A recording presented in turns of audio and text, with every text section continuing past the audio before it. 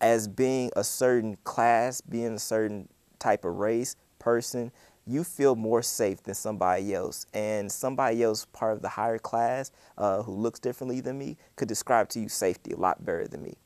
I couldn't, because I understand what safety looks like to me, and it's not as great as somebody else's safety.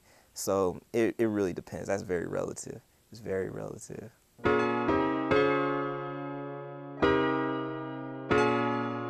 I guess coming from a predominantly white suburb down in Chicago, and not really experiencing police brutality, not really understanding it, not really knowing it, because my dad was a sheriff, and so there wasn't too much to be afraid of for real, and everything like that. But the thing I think that got me was the fact that even before was the situation that happened in Ferguson, there was a lot in the news that was happening around black males getting harassed and brutalized by the police.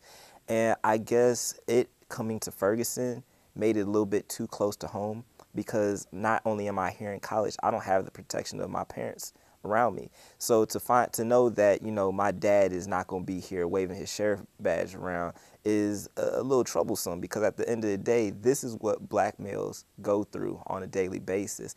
And I think that's how it affects me, is the fact that I don't directly have those implications, but I'm always weary about what could possibly happen to me in the future, because I am a black male, I am 21, I fit the description of what it is to be was a person who's part of the mass incarceration rate. So at this point in time, I look like a target, and for me, that becomes a problem, and that's kind of how I'm affected by all this. I